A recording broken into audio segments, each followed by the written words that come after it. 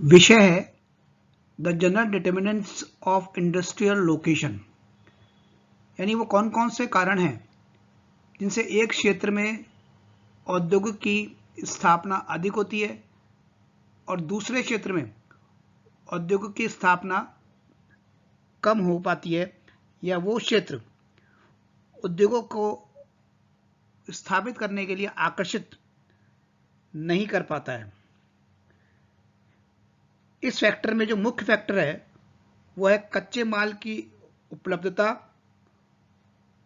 पूंजी की उपलब्धता, पावर, बाजार। ये सभी इतने महत्वपूर्ण फैक्टर हैं जिसके कारण जो मैन्युफैक्चरर है उसी क्षेत्र में उद्योग स्थापित करते हैं जहां ये सभी फैक्टर आसानी से उपलब्ध हो जाएं या इनकी प्राप्ति कम से कम लागत पर उस क्षेत्र में हो सके। औद्योगिक जो गतिविधियां हैं प्रारंभ होने पर उस स्थान पर शहरीकरण बढ़ता है। इसका अर्थ यह है कि मैन्युफैक्चरिंग, औद्योगिकरण तथा शहरीकरण एक दूसरे पर निर्भर रहते हैं। शहरीकरण जहां बाजार के साथ ही banking, insurance, transport, labour, consultancy, financial advisory उद्योगों को उपलब्ध करवाता है, वहीं उद्योग आजीविका, एम्प्लॉयमेंट, क्षेत्रीय विकास प्रदान करता है। ये जो टॉपिक है ये एमकॉम प्रीवियस ईएफएम के विद्यार्थियों के लिए है। पेपर इंडस्ट्रियल इकोनॉमिक्स में से है। ये पेपर संख्या EA 104 और मैं doctor मनुशरथ Pathak, department of EFM, सेठ RL Sahariya, government PG college Kaladera, Jaipur, आप सभी विद्यार्थियों का हार्दिक स्वागत और अभिनंदन करता हूं। तो प्रिय विद्यार्थियों, प्रारंभ करते हैं औद्योगिक स्थानीयकरण के निर्धारक तत्व।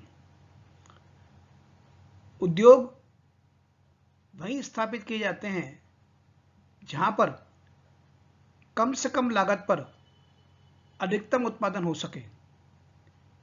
इसके जो निम्नलिखित कारण हैं, पहला है कच्चे माल की उपलब्धता, अवेलेबिलिटी ऑफ रॉ मटेरियल। ये भौगोलिक कारण है। कई उद्योग इस प्रकार के होते हैं जिसमें कच्चा माल का जो भार है वो बहुत अधिक मात्रा में होता है, जबकि वो निर्मित होने पर उसका भार बहुत कम हो जाता है। तो ऐसे उद्योग वहां स्थापित किए जाते हैं जहां पर कि कच्चा माल आसानी से सुलभ हो जाए, यानी कच्चे माल के पास ही ऐसे उद्योगों की स्थापना की जाती है, जैसे शुगर मिल और iron and steel industry. Sugar mill में गन्ने की आवश्यकता पड़ती है। 10 टन गन्ने से 1 टन चीनी का उत्पादन किया जाता है। तो अगर ऐसे उद्योग की स्थापना गन्ने के उत्पादन से दूर की जाएगी तो ट्रांसपोर्टेशन कॉस्ट बहुत अधिक मात्रा में बढ़ जाएगा। तो इसलिए जहां गन्ने उत्पादित किए जाते हैं उसके नजदीक ही शुगर मिल की स्थापना की जाती है। इस चित्र से स्पष्ट होता है, जैसे महाराष्ट्र है, उत्तर प्रदेश है, गुजरात है, तमिलनाडु है, कर्नाटक है, जहां पर कि अधिक मात्रा में गन्ना उत्पादित होता है, वहीं पर ये शुगर मिल स्थापित की गई हैं।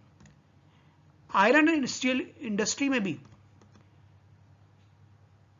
कोयले और आयरन की आवश्यकता पड़ती है, आयरन ओर की आवश्यकता पड़ती है।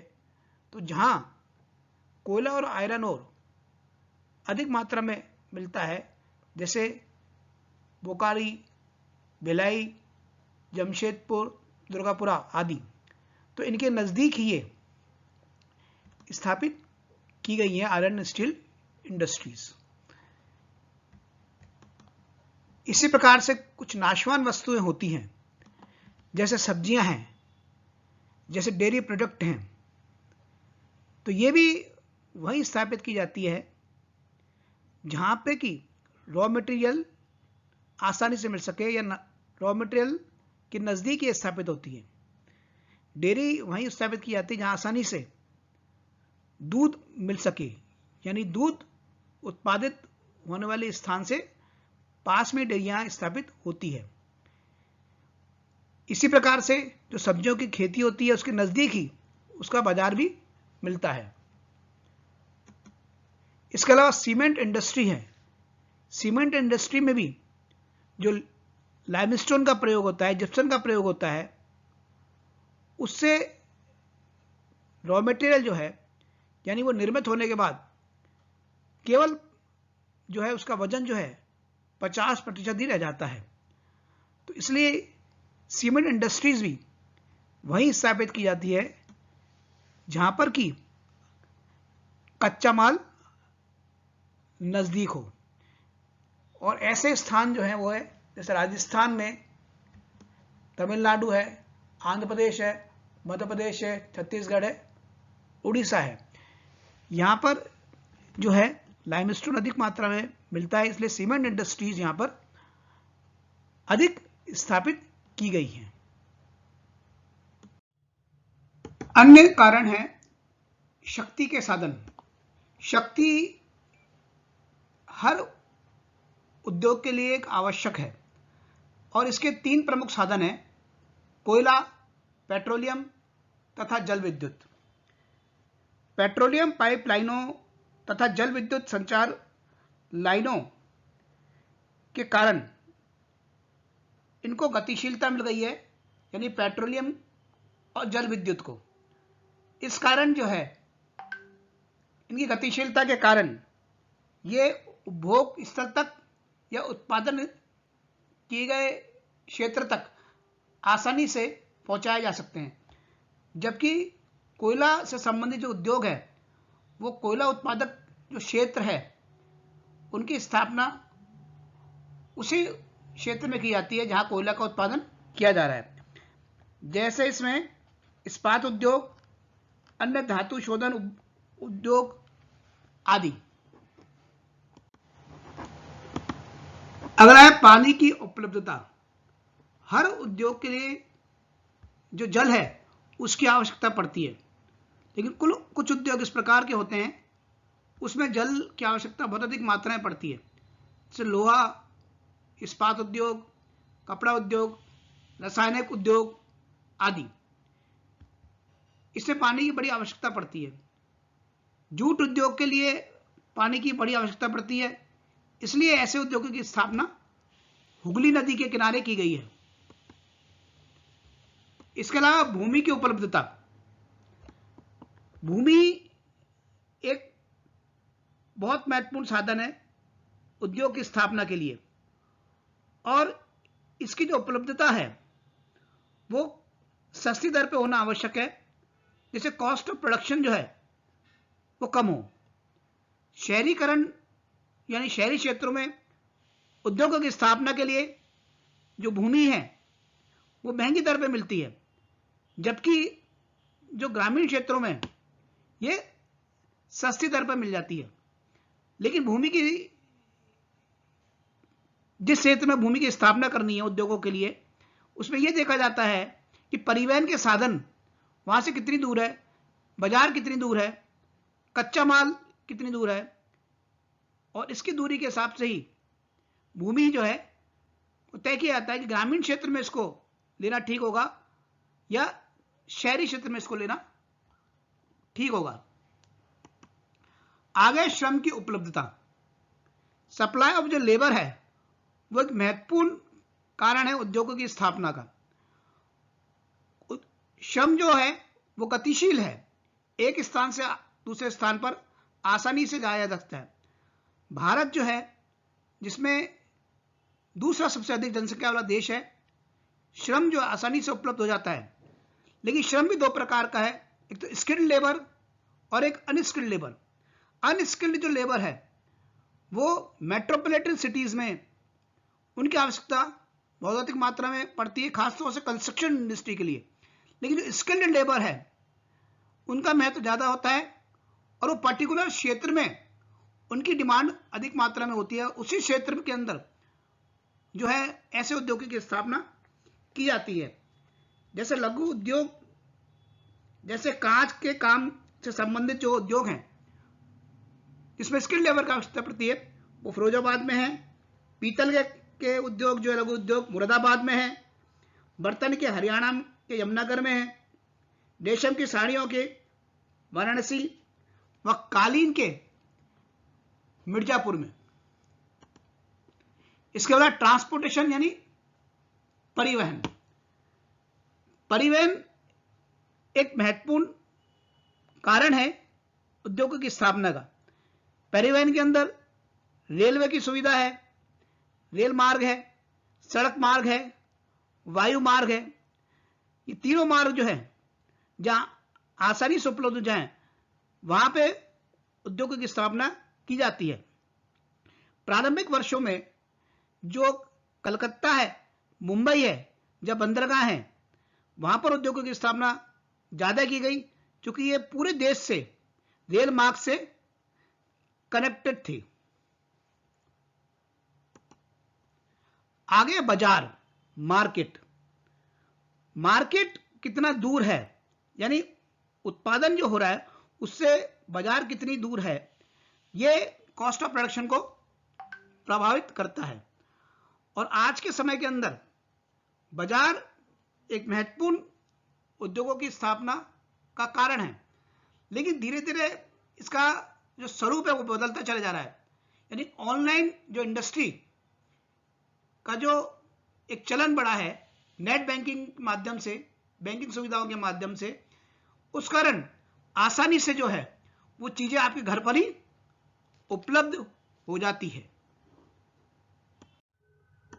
गैर भौगोलिक कारण। इसे पहला है पूंजी की उपलब्धता। पूंजी यानी कैपिटल के बिना कोई भी उद्योग की स्थापना असंभव है। जो विकसित राष्ट्र रहे हैं जैसे अमेरिका है, इंग्लैंड है, चीन है, जापान है, वहां पे इंडस्ट्रियलाइजेशन अधिक मात्रा में हुआ है, क्योंकि पूंजी उन्हें आसानी से उपलब्ध हो जाती है। जबकि डेवलपिंग कंट्रीज जो है, एशिया है, अफ्रीका है, यहां कैपिटल के अभाव में इंडस्ट्रियलाइजेशन कम हुआ। लेकिन जैसे जैसे ग्लोबलाइजेशन हुआ, वैश्वीकरण हुआ, बैंकिंग सुविधाएं में वृद्धि हुई, फॉरेन डायरेक्ट इन्वेस्टमेंट पॉलिसी में परिवर्तन हुआ, वैसे वैसे एशियन कंट्रीज में भी इंडस्ट्रियलाइजेशन हुआ और भारत जैसे विकासशील देश में भी आसानी से इन सुविधाओं के कारण पूंजी उपलब्धता में बढ़ोतरी हुई है, जिससे कि उद्योगों की स्थापना कहीं भी आसानी से अब की जा सकती है। अगला है व्यक्तिगत कारण। कोई क्षेत्र से कोई उद्योगपति भावनात्मक रूप से जुड़ा होता है, अतः जितने प्रकार के अन्य कारण जिनका कि अध्ययन अपन ने किया, चाहे वो रॉ मटेरियल हो, चाहे वो लेबर हो, चाहे वो अन्य कारण हो, उनको सबको इग्नोर करके उस स्थान पर उद्योग की स्थापना की जाती है। जैसे कि राजस्थान में जो पिलानी क्षेत्र में है, वह बिरला इंस्टीट्यूट ऑफ टेक्नोलॉजी की स्थापना व्यक्तिगत कारणों से की गई है। और आखिरी इसमें है सरकारी नीतियां, गवर्नमेंट पॉलिसीज। सरकार ये देखती है कि इंडस्ट्री की स्थापना कहां हो, उसके लिए खासतौर से ऐसे क्षेत्र में जहां पे कि पॉल्यूशन अधिक मात्रा में होता है, वहां पर इंडस्ट्रियलाइजेशन को बढ़ावा नहीं देती है। ऐसे क्षेत्रों को भी देखा जाता है जहां बिल्कुल भी इंडस्ट्रियलाइजेशन नहीं हुआ है यानी ग्रामीण क्षेत्रों में, उसके लिए उन क्षेत्रों में स्थापना के लिए टैक्स में रिबेट देती है, सब्सिडी प्रोवाइड करती है। इस प्रकार से अपनी पॉलिसीज के माध्यम से सरकार जो है इंडस्ट्रियल डेवलपमेंट में एक बैलेंस्ड प्रदान करती है, जिससे कि सभी क्षेत्रों में समान रूप से औद्योगिक विकास हो, जो कि सामाजिक हित की तरफ बढ़ता हुआ हो। आपको ये वीडियो लेक्चर मेरे ख्याल से पसंद आया होगा, आपके लिए लाभकारी रहेगा।